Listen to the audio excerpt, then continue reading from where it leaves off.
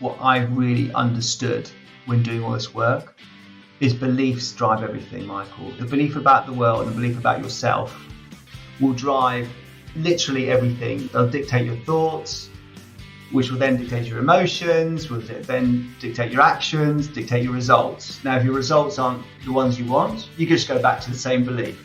And it's just a vicious circle until you can break that cycle. And that's where people get stuck.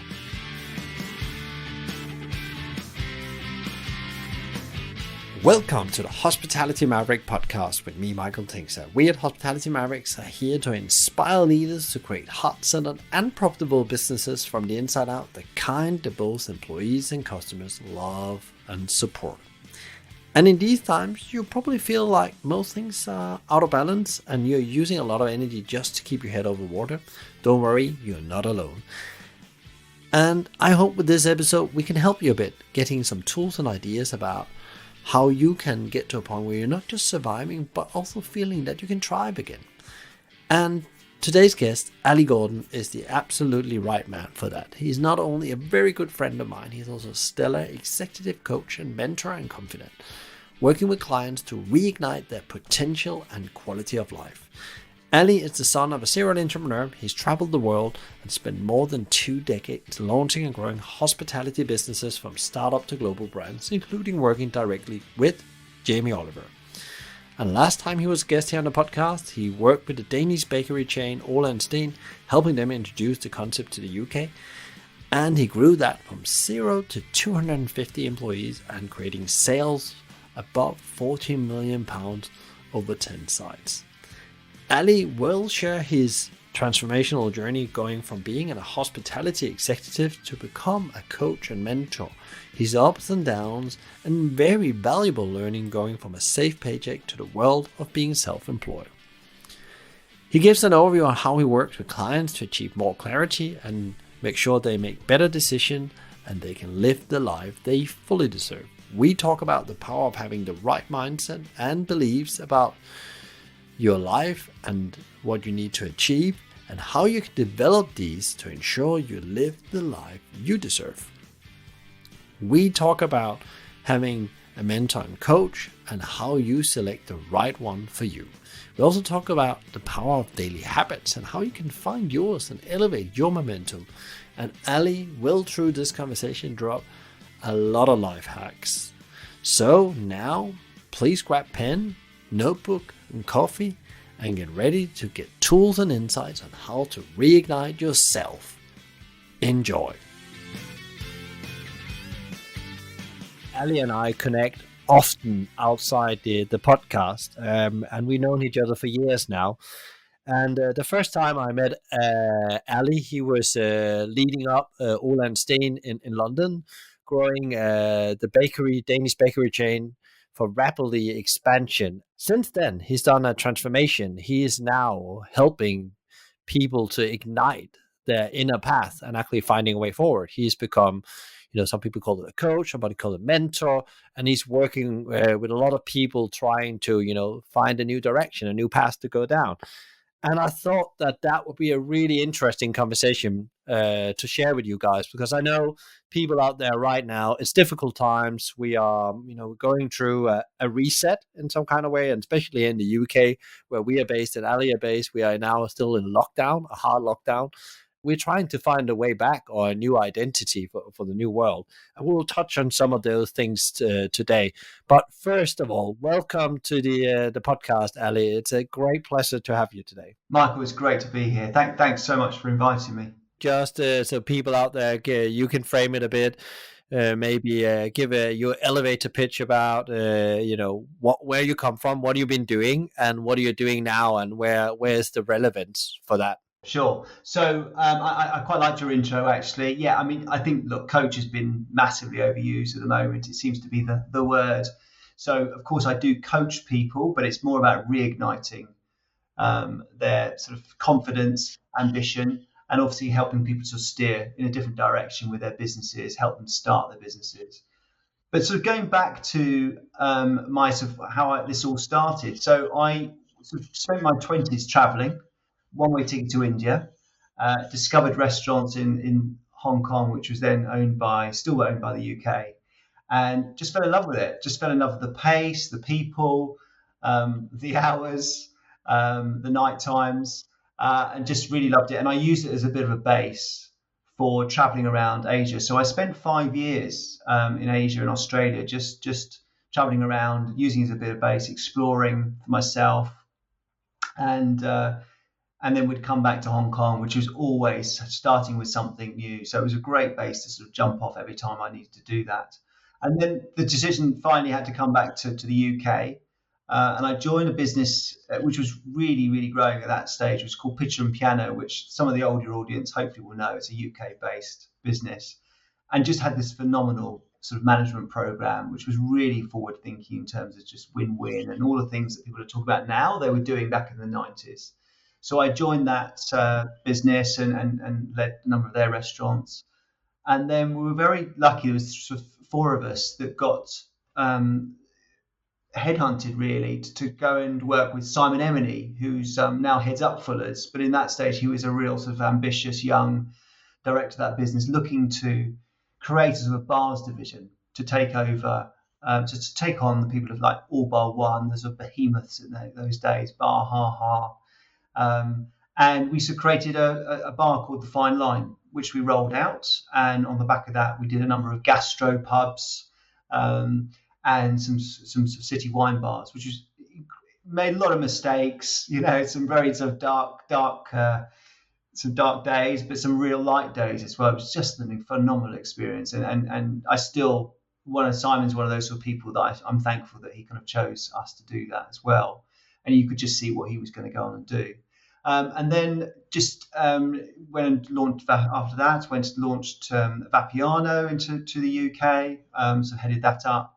And then went to work for Jamie Oliver for about 5 years, and ended up being a director of his business, and working alongside Jamie, developing a project called Trattoria, which was his sort of dream, sort of mini Jamie's Italian, which was a dream project to work on. I really was allowed to kind of do pretty much anything I wanted with Jamie, which was just a dream project, and get to work alongside Jamie so personally it's one of the highlights.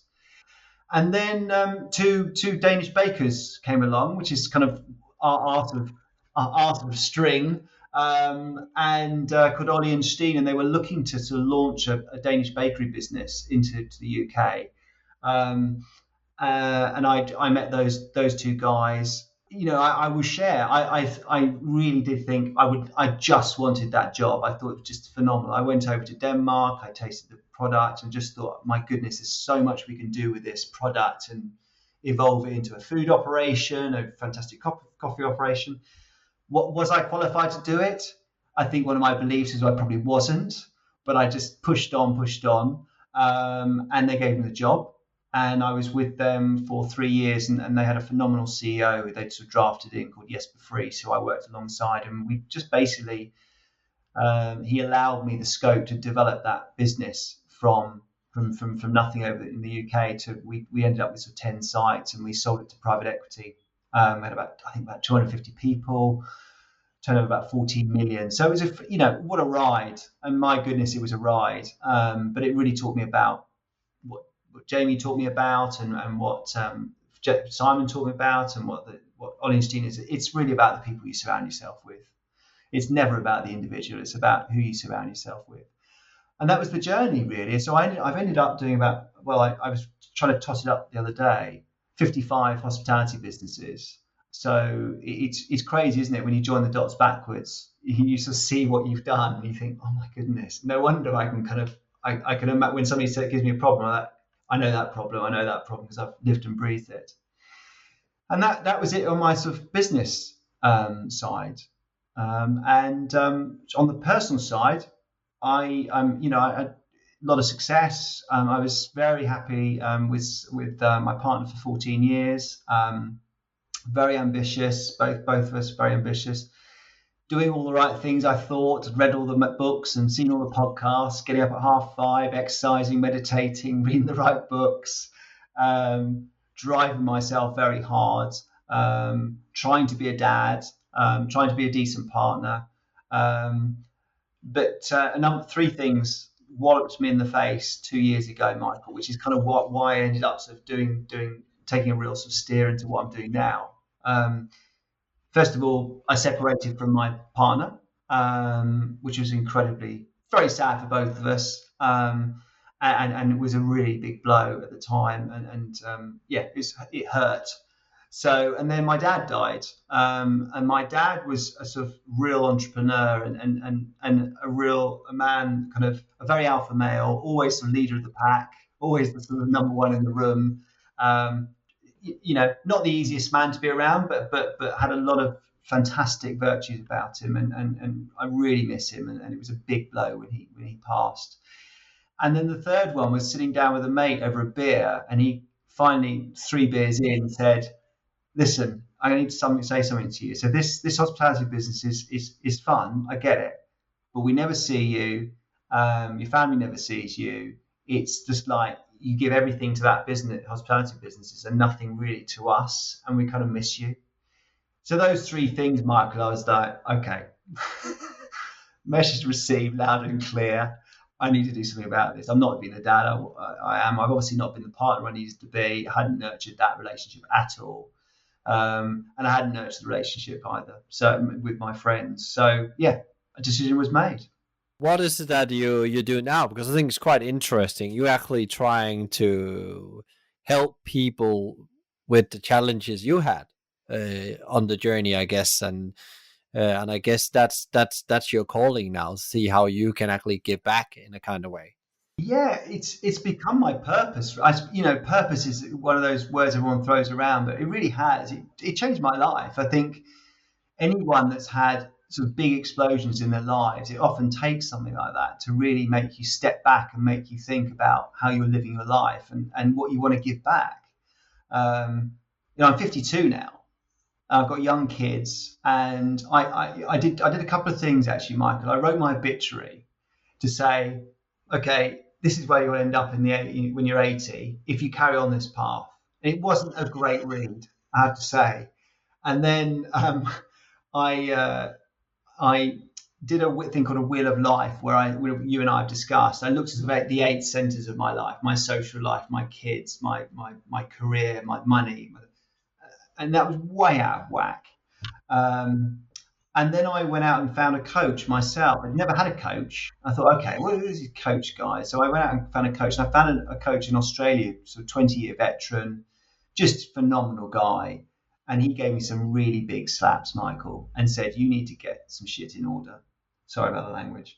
And it was just such a great wake-up call. So I did a lot of exploring and just really realized that I love working with people. That's really what I've really enjoyed my whole life, is building businesses. I love the kind of the ride, talking to the boards and selling them the idea and things. But basically, it's really, I love working with people and just reigniting people or igniting people's passion, and really seeing. I love taking the kind of the rough diamonds and really compressing them and putting them under a bit of pressure, and seeing them grow into great managers and sometimes directors of businesses. And that's really what I do now. I work with people, and as I said earlier, the word coach is just it's just on everyone's lips. Like, I'll get a coach, and coaches come in different shapes and forms, and everyone will need a different type of coach. I think everybody should have a coach, because they are just they take you to places where no friend will ever take you to. They'll ask the questions that you never want to be asked. They are your cheerleader, really. They keep you accountable. If you say you're going to do something, a really good coach, will not let you get away with anything. And my greatest belief, and what I've really understood when doing all this work, is beliefs drive everything, Michael. It's the belief about the world and belief about yourself will drive literally everything. Your thoughts, they'll dictate your thoughts, which will then dictate your emotions, will then dictate your actions, dictate your results. Now, if your results aren't the ones you want, you can just go back to the same belief, and it's just a vicious circle until you can break that cycle. And that's where people get stuck. So your question was, what do I do? I work with people that sort of just hit a wall, really, or just think is this really it? Is this really it, or just a stumbling and thinking, Christ, I really know deep down I have so much more to give. I just don't know what to do about it. It's really about being an Olympic listener and really listening to people and really hearing what they're saying about themselves and about the world, and eliciting the right, getting them moving in the right direction, and reigniting their passion for life and realizing there's so much more there is. I mean, I was in that place. It was rubbish. I was felt terrible. I lost my partner, my dad. My mates were telling me I was a crap mate. So I went to a very dark place and I had to pull myself out of it. But hopefully I'm a testament. I'm living a really great, really good life now. I love what I do, absolutely love it. And it's just great to see when I work with clients, the journey they go on, that we go on together. So I think it's really about reigniting people, but I also love working with people who are trying to start businesses or move into different directions to really talk them through, okay, what is it your pains that you bring, that the potential clients have, and what are the prizes you can give to them, which is a sort of Daniel Priestley technique, which is just fantastic. And it's really about steering them in a different direction. That's super interesting, Ali, what you said. So you're talking about like when pain gets enough, you have to do something. And I think what we're seeing right now is there's a lot of people that lives in old beliefs about how the world works. And we all know that people, businesses, the world is changing forever. And it always does, but it just goes very fast in the moment. And I know that for myself as well. What I believed and what I thought I was doing maybe 6 months I'm going to be doing, or how I see myself as an individual have changed a lot. And actually, I need to work on that all the time.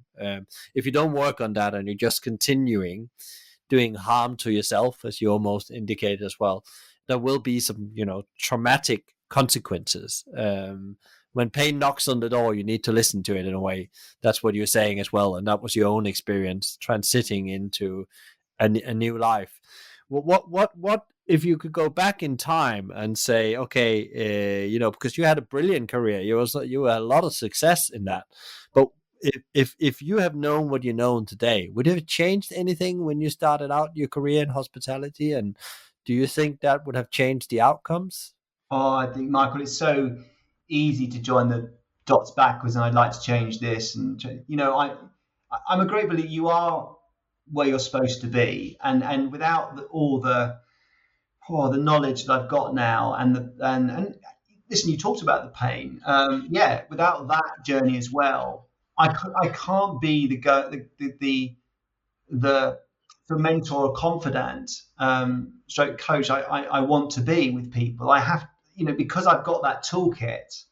It's led me to this place. I mean, I remember actually my partner saying, "Can you just not get out? Please, can you get out of hospitality?" And I didn't know what to do. I said, "I don't know what else to do. I don't know what else to do." And it's a really interesting question. Would I go back and change anything? Maybe I would, maybe I wouldn't. But I'm very at peace with that now, Mike. Whereas before I was obviously, God, if I could change that, could have changed that. Well, yeah, but I was making mistakes like everyone else. But I was where I feel now is I've learned from all that stuff. You still fall over every day and you still do some silly things, but you're always learning and growing. And I think if you can always think like that, you're always moving forward. And I think it's very dangerous to look back and think, oh, if I'd done that, because then you end up just looking backwards, and there's nothing, unless somebody invents a time machine. Elon Musk suddenly steers towards time machines. There's nothing you can do about it. So you just have to put it learn from it, and just keep moving forward, and just change your beliefs. I wanted to sort of say about the beliefs. It is very hard because those beliefs are baked in to our personalities, and they're baked in quite early. You and I were just having a quick conversation about money, and my dad was, those people over there have got loads of money and they're not very nice. Those people over there are much nicer. They don't have much money, and that was baked into my personality. So, and I had to really change that belief system if I wanted to do what I'm doing. I've got mortgages to pay and kids to look after, and my career was I was obviously paid every month, but I have to sort of earn my own money now. So it's yeah, it's beliefs are the number one thing as far as I'm concerned, in terms of that is what you have to change about your feelings about the world and about yourself. And once you can change those and really get under the skin of those, I mean, I believe anything is possible. I really do. It's interesting because you helped me a bit through the last year as well, as a friend, and you asked me some very interesting question, and I was also a bit, I was probably a bit trapped in the past, without knowing it, and funny, even though from the outside can look like you're doing all the right things and people are praising you, and as you said, you were successful in these things. You get trapped in a way. You get trapped in the hamster wheel of things and thoughts about what will people think about me. And what I actually got really to the conclusion is, excuse me my language, nobody gives a shit. It's only you that gives a shit about it. And actually, that was one of the things I got out from one of our conversations as well. But I know also you work on some a key process you take people through, and I think a lot of people right now just need a bit of a toolbox or principles or paths they can walk down if they work with somebody or they are thinking about it. What do you think is the key thing that needs to frame a conversation with a coach? Because I totally agree, everybody needs some kind of mentor or coach or whatever you have. I have one myself. He's called Chris. I actually have a number of people I help. Chris is like he is in his 70s, a very gone through a lot of business challenges himself. And if I hadn't had him, I think I would be in a very different place right now. Just having him checking in and holding me accountable and saying, you're now doing damage to yourself. You're not thinking the right thinking. You're looking backwards instead of forward. What is your process when you work with people to make sure they're going through the right steps? Great question. I think I'd slightly sort of step back. I think it's, if you're looking for a really good coach, I think always look at their background, and ask yourself what is it you want to get out of that conversation, because I think that a coach has had to have some experience. So if I'm working with CEOs and senior people, and if I was going to coach, I would expect some kind of experience in that sort of place. It doesn't have to be, but also I'd like to understand, what sort of journey they've been on a bit as well. Not necessary, but it's something that I think people should ask. And I'm always, if I'm talking to somebody comes to me and says they want to have a conversation, I'm always very open. So, is there anything you want to ask about me? And then the next thing is really about, are they a great listener? And I think you have to be an Olympic gold medal listener as a coach. You cannot bring your own opinions, your own feelings about a situation into that space. It's the client's space, not yours. And if you do bring those things, it pollutes the conversation. If you can leave those things out of the conversation, it makes it much easier. So you start to hear what the client needs you to hear. So it really, for me, the process for me is I like to have a couple of hours with somebody to see if it's worth them and I engaging. We have a really deep conversation. I really sort of drill into, what is the pain, why they haven't sort of sorted it out, get us a sense of it, and really, if we don't sort this problem out, what's the impact it's going to have on your life for the next 1-2 years? It's not really, and I think it's not really about the impact as well on your life. It's about your family's life. It's about if you've got kids, how is this going to impact on the kids' life, and how are those kids, when they grow up, how is that going to impact on the lives of their own kids? It's a chain, and really the first conversation is really just, we need to acknowledge what's going on and find out why they are where they are. If they're stuck, what behaviours are in place, what beliefs are in place, what actions are in place. And it's then about sort of recognizing those things and understanding them. And then it's about sort of gaining control, and then it's about committing. And I think this is the key thing, is that a lot of people at the moment are writing sort of goals and vision documents, and I do quite a lot of that with my clients. But you've got to take action as well. You can't allow to sit there and think the universe is going to deliver.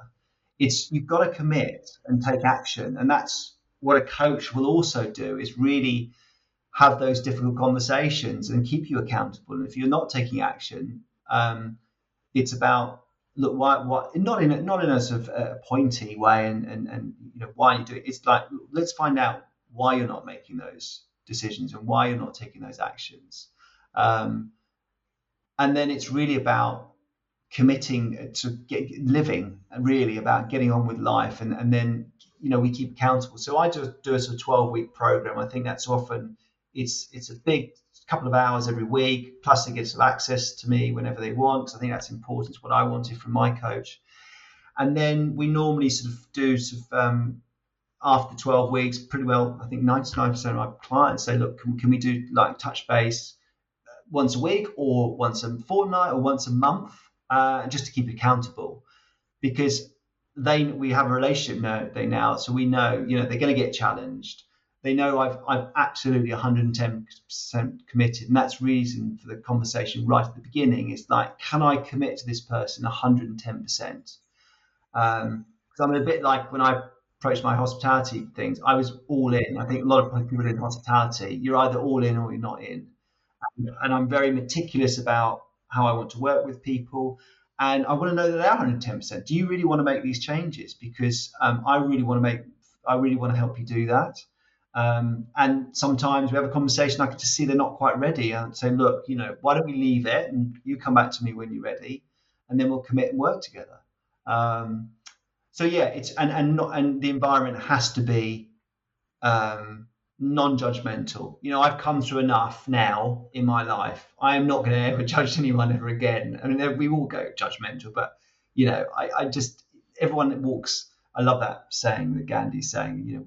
Walk 100 miles or a mile in someone else's shoes before you start judging, and it's so true. It's, you just don't know people, and with the work I do, you really get to know people. And I've coached some fantastic, phenomenal people, phenomenally successful, but behind what's going on, there's stuff going on, and they need just re-steering. That's all they need, really, and somebody to come along with them.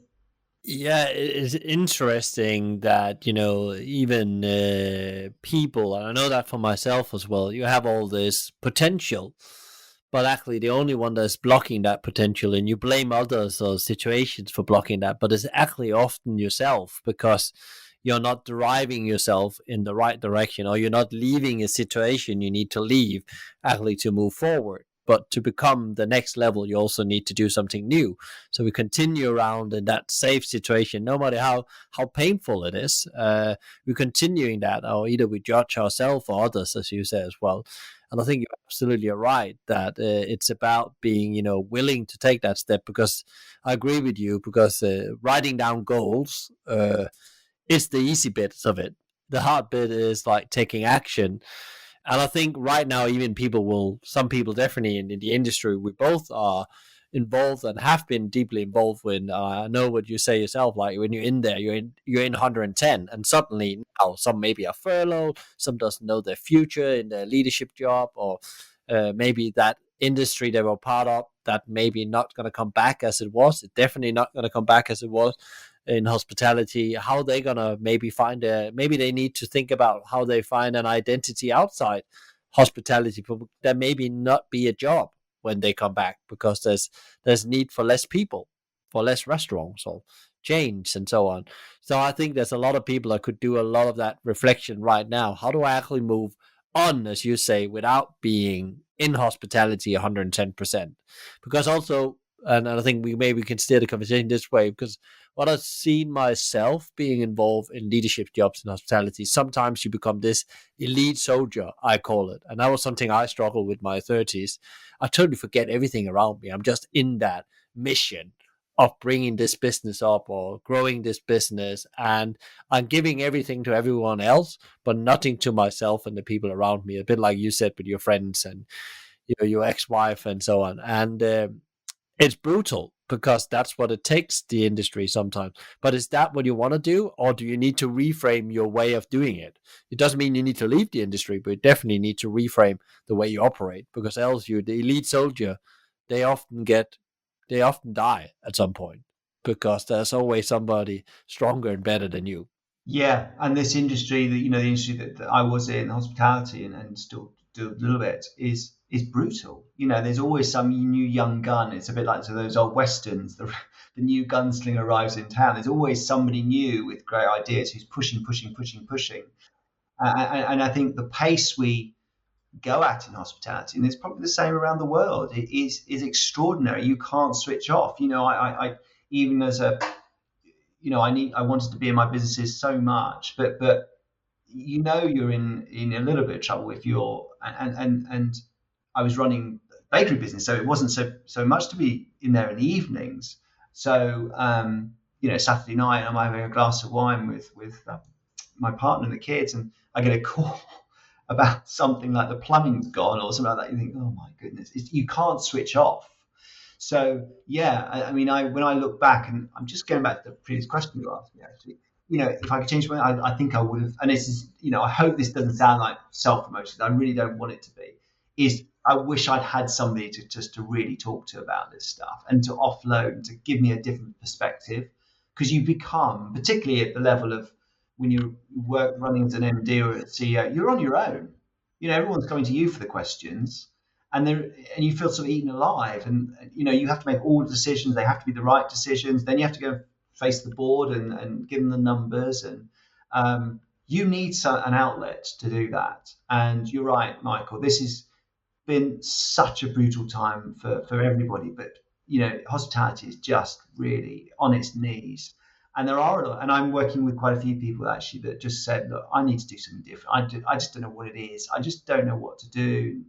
But those skills are quite transferable. But it's really changing your beliefs and your mindset around what you can and what can't do, because most people in hospitality, they kind of either fall into it, or yeah, I mean, a lot of people just fall into it, and it becomes their sort of personality and identity. And if somebody comes to me, for instance, and I don't work with smokers, but if you come to somebody and saying, I am a smoker or I am a hospitality manager, that is your identity. And that's very hard to break. But if you say I smoke or I am in hospitality, that's a bit different. But a lot of people describe themselves as I'm a hospitality person. Like, okay, that's an identity you've given yourself. We've got to change that belief and move that. What else can you do?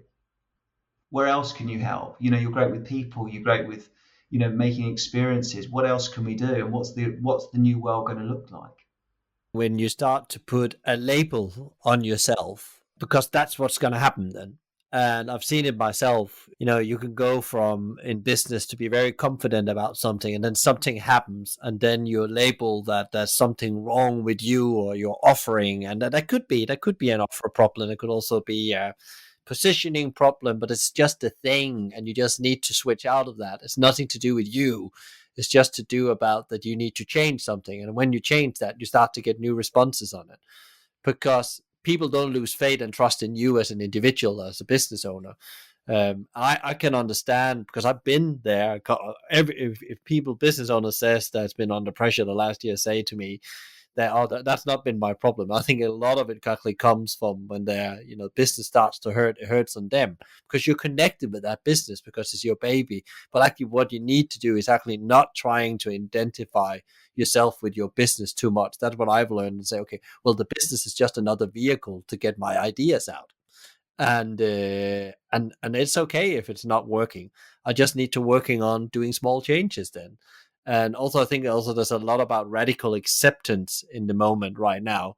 I think you tried to touch on that, and it'll be interesting to hear from you as well. Working with people, is it difficult for people to radical accept that maybe right now there's a lot that's not in your power, or you cannot influence? You can always influence a situation, but you also have to accept it's an exceptional situation we're in the world, and maybe you are not able to influence everything as you could in a perfect working world.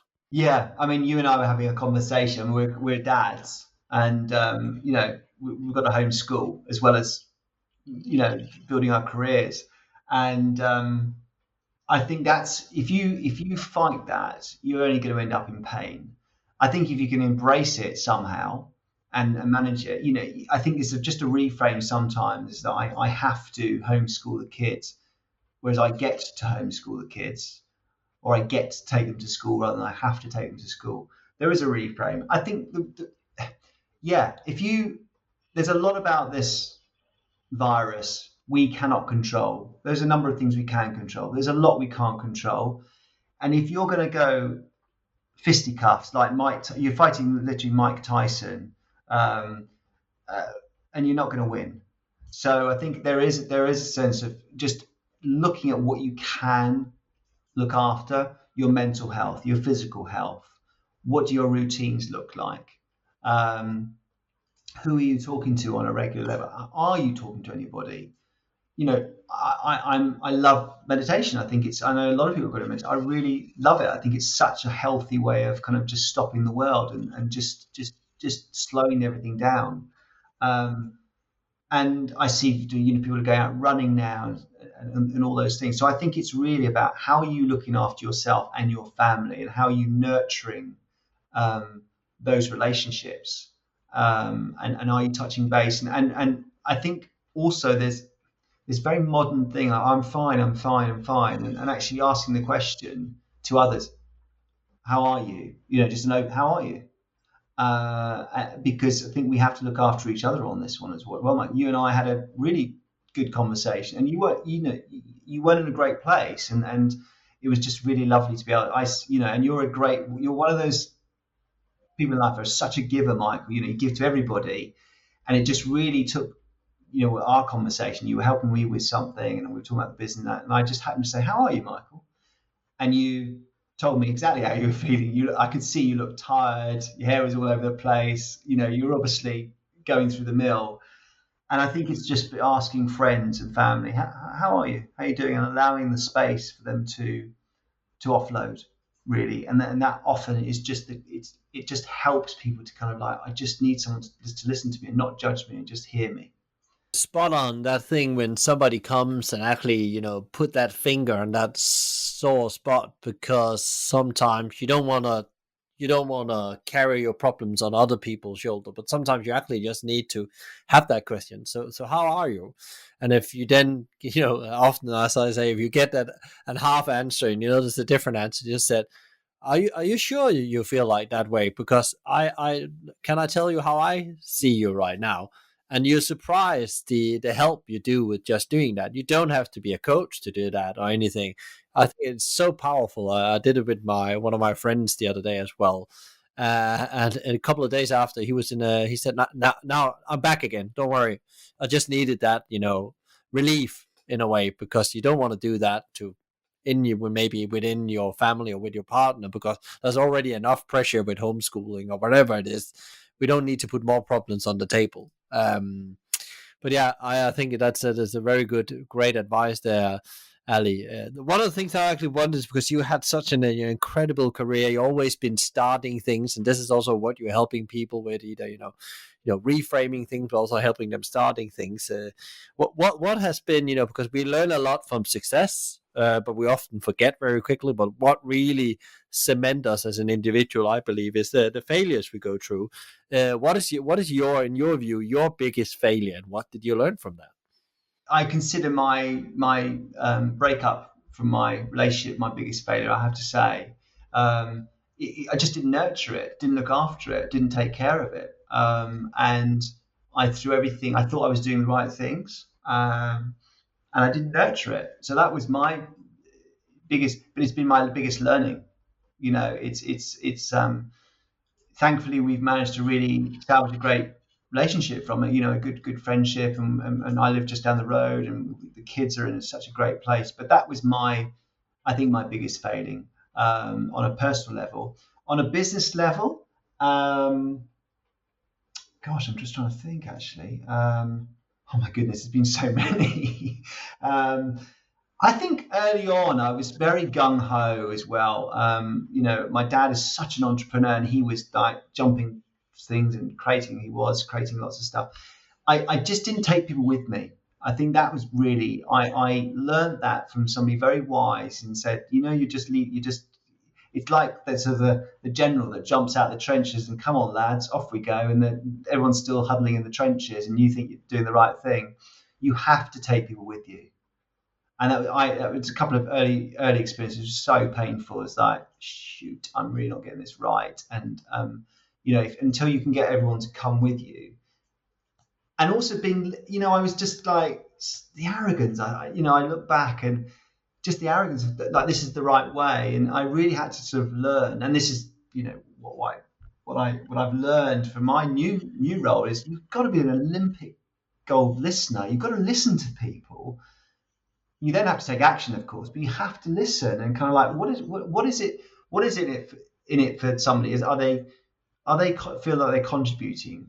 Do they feel they kind of have some significance in this conversation? Do they feel like they're connected? And when they do, then you get people they will come on the journey with you. But if you don't, and I made that mistake early on in my career, and it's something I've really, really had to work on, was if you won't get people to come with you, Michael, you just won't. That's definitely also a learning I had in my career. And I found out with that because I got it right in my head, I thought let's move forward. I found out it actually there's a long lead time to those other people catch up, because you're actually playing with. I know that today you're playing with their belief system, and they need to be ready to change. And I didn't find out before at that time I was opening restaurants that we opened 4 units too much compared to what my people actually were ready to do, and that was very costly, because they left me. They left me because I was not the good boss anymore. Because I thought I was, and I thought I was probably doing a lot of the right things, but actually exhausted them because I was running so fast. And I didn't see it before too late, and then sometimes and that was really, that's a really good, I think, and that's a typical thing that happens in leadership, because you think it's about being the brave and the strong, but actually it's about being the patient and actually making sure you have everyone with you. That's a very good learning. Who has been most influential to you, Ali, on your journey? Because you've gone through an amazing journey, meet some amazing people, and but who inspired you most, like your top 2 or 3 people? Yeah, I think for honest, it was Jesper Friis. He was ex-chairman of Carlsberg Europe, and I mean charisma on legs. I mean, just yeah. I mean, if he told me to kind of, I remember going to him a couple of times, but I sort of the financial director and I sort of took him to a bar on actually, and we would just didn't want to do this deal. It was just the wrong deal. And by the end of the meal, we were basically convinced it was the right deal. Thankfully, we never did the deal, but he was just he just loved going into the restaurants and talking to everybody. Everybody knew who Jesper was, but he was also tough, really tough. He gave me a really hard grilling about some things and rightly so. But he just had that. But we could always go out for a beer with him. He was just one of those guys. He had that real great balance, and you just wanted to work with him. And he was always wanting to try something new. So he was kind of number one. If I look back, probably Simon Emeny in the days. Simon was, I don't know, he must have been very young actually, but you could just see the guy was just, in the way he kind of let us loose with a lot of money, a lot of family money as well from the Fuller's family, and he allowed us to grow and make mistakes. You could just see that he was going to do something very special. And I'm just trying to think of number 3 really, actually, in terms of the whole Jamie experience. I mean, I thought Jamie is, often people ask me, Jamie's the real deal. He's a good guy, he's a good guy. Get him off camera. He's such a great, fun guy. But he would just turn up and say, we were showing him some dishes, and Jamie, this is what we want to do. And he would just go, why don't you do like this? And think, oh my goodness, this is extraordinary. How he can kind of just turn a good dish into a brilliant dish.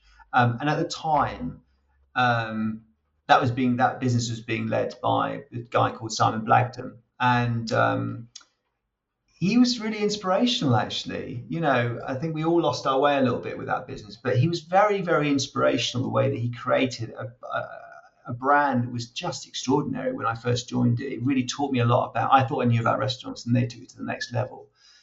So I think those three were really interesting in different ways, really interesting to work with. All those four, if you include Jamie. Interesting also because you would see like Jamie also would as an individual is going through a totally shift as well. You see well how his works have changed the 2 years, and also with a lot of failures behind him, but he is like reigniting himself as well. That's how I see it. I have deep respect for a person that's been, he's probably, I'm not thinking about financial, but thinking about from a confidence point of view. You were the poster boy, and then suddenly you were not. The world didn't look at you in the same way, or that's exactly how I observed it. But he's like now taking himself back and actually trying to do other things now and try to impact the agenda. And that's what I always respected by Jamie, but also that must take a lot of character to find yourself and crawl back, as the conversation we just talked about. Also, really, working with some self beliefs. Totally agree with you. He flew very high. Sort of the Icarus type thing. He flew and got burned, and yeah, and we were trying all sorts of things, and it did get out of control. We were just doing things, everything so fast, too fast. Go back to mistakes. We just went way too fast. We lost the core of that business. It was really about great pasta and sort of, and meats and stuff, and he got too distant from the business as well because it was so. I loved having him involved. Yeah, I mean, and the guy, good luck to the guy. He's got a good heart, Jamie. I used to have conversations, very brief conversations. And he talked 45 minutes about sugar, or we invited him just to say hello to the team at the Covent Garden one because it done just phenomenal money. And he came down and did the classic, drove the Vespa into the restaurant. In his early days, and came down and his PA was saying, "Listen, he's only got 10 minutes." An hour and a half later, he was still there talking about cheese and wine and stuff, because he was alive, brought him alive. This is what he lives for. So, and I think, we do have this sort of tall poppy syndrome in this country, where, somebody gets too high, we love chopping their heads off and saying, just get back down there again. And I think that's where he got to, and good luck to him. He's a good guy. He means well. He's a good guy. Thinking about where we are now as a world, and the challenges we go through, and the people you work with, and helping ignite their journeys and finding a way forward, what would be your top three advice or inspiration or questions that people should start doing with or without the coach? What should they do right now? Because I think there's a lot of people feeling a bit like in the no man's land, because what can I do if maybe you lose your job? What can I do? What I'm good at, and all those things. And maybe you run a business and you can't find the way forward with yourself or the business. What is like the three things you think that people should go and do right now? I think I'd like to give you four. I suppose. Think about it. I think it's get really clear on what you really want out of life. Purpose, as what is it getting up every day, the values, understand the why of it, and have fun doing it if you possibly can. Invest in yourself, and I don't mean necessarily financially, but just having healthy routines, self-development. Take time out to do these things if you possibly can. Try and go for that walk. And I'm as guilty as any, Michael. I try and do all these things, but I find myself still at 8 o'clock at night working and think, oh, I haven't been outside, I haven't been for a walk. It's just nurture and grow, your relationships, your career, the financials if you can, the health and wellness, the friendships. Don't forget, try not to forget about those. Do stop and touch, because time seems to have sped up with this virus. We're already into February. And time can really speed up. And I think the biggest regret of the old, I was once read or told that, it's not doing those things. And it's, before you know it, you're 90 or whatever. And life is essentially, it's over. It's, you're in the twilight of your life. And then I think, so the last one I think is also just, you've got to remind yourself every day that what you put into life, you get back. what you put into people, you'll get back. Um, if you expect other people just to run around doing stuff for you, then you're going to live a miserable life. If you expect things just to come to you, you're not going to get the life you want. You have to lean into life, and you have to lean into your friends, you lean into your relationships, lean into your financials, lean into your career. You've got to have all those things, like give them the time, give them the nurture them, and make sure that they are being looked after. Um, and that's hard to do. Of course it is. Some of us are parents, and all the things that are going. We're running businesses. We've got businesses on our knees. But if you can do those four things, I think it just helps. And just don't get stuck. Take action. Just if it's just some one thing a day, just take action. Try and go for that walk. Try and do a meditation. Try and talk to somebody. And when you're stuck, and I'll go back. I was in a shit place. It was very dark, and just getting out of bed was tough. And I had a photograph of myself and the kids at the end of the bed, and it really, really helped. And just getting out and doing some exercise and going for a walk, you pull yourself through reading the right things, talking to people. Obviously, got a coach. It really helped. You can. Life doesn't have to be dark, horrible, crappy place. There's always a way out of it, and it's about getting support to do that, but it's also about trying to change your beliefs about the world, because the world, the universe, or the whatever, is not looking down on you, Michael, and saying, Michael, we are going to give you such a kicking every day. They haven't got time for that. They've got how many 4.5 billion people in the world. They're not looking down at you going, Michael, I'm going to give you such a kicking today, and I'm going to keep you down there. It's up to us to kind of really try and pull ourselves into that place. So yeah, those are probably my four that I would probably just keep focused on. Interesting. You talked about something.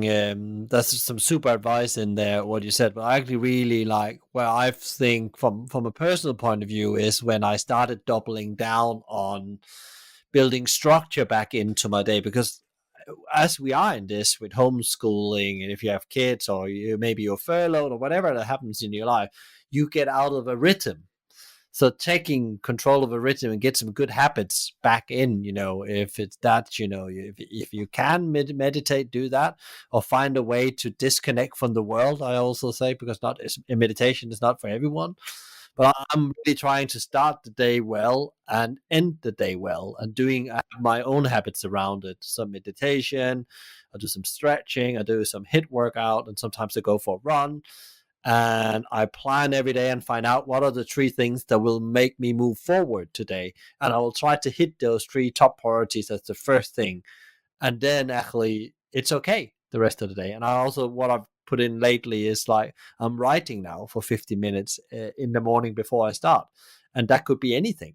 And some days I hit these things and other days I don't, but I'm okay with it.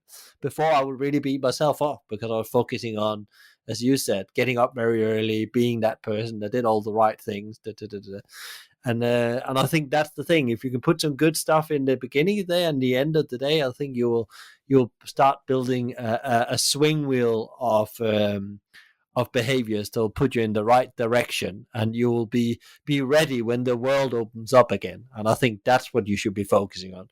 You're planting the seeds for whatever's going to happen tomorrow or the day after tomorrow. Yeah, I think, just to add to that, I think a couple of just or three things. Do what's right for you. I mean, I was guilty as any, but looking at all these entrepreneurs and thinking, oh, that's what I need to do. But actually, I've just found what works for me, what makes me happy, what gives me the energy and the passion and every day is one thing. I think we didn't talk about food, and obviously you and I exchanged lots of, putting the right things in your mouth is also pretty good way of doing things, and starting the day like that. And three, something, and actually going back the thing, like I remember one client said to me, we we'd agreed, like, yeah, we're gonna work together. She said, "Oh, you're not gonna make me run on the block, are you?" I said, no, that's for me to do. Is that we will do what you need. She said, "Oh, thank goodness." So it's what you want to do. And then I think third, and it's something I do with all my clients, is that, and it really helped me actually, Michael, was it was taught to me actually by my coach. choose a word for the year. Choose your word that's going to really help you show up in the world. My one is I can share is proud. So in terms of, am I proud of the dad I'm going to be? Am I proud of the food I'm putting into my mouth? Am I proud of the body I'm building? Am I proud of the way that I'm turning up in my ex's life? Am I proud of the way that I'm looking after my friendships? And it could be anything. So I think he said he had one year unstoppable. He was being unstoppable and unstoppable or it's action, or it's just could be anything. And I think just having just a frame of that, it sticks in your mind. Like, am I proud of doing this, or am I being unstoppable? It can just reframe the mind a bit, and that's what it's all about. Just reframing stuff, just get igniting that brain and looking at something in a different way. Am I being proud? Am I being healthy? It's a really good exercise because you did it with me, and the first word I got, the 2021 was the breakthrough year. I said, and actually I can't remember we talked about that since then, but I actually changed that because I actually found out it was actually patience I needed to have, because it's not about there's enough breakthroughs, there's enough positive things happening, but I need to be more patient. And that's the fallacy of an entrepreneur, and also my personality deeply down is that I've always been very impatient, and I could definitely see that come true in a bad way, because when the world is not moving really, and things is not going your way, there's only one thing, is to put the Gandhi hat on and be more Gandhi or patient.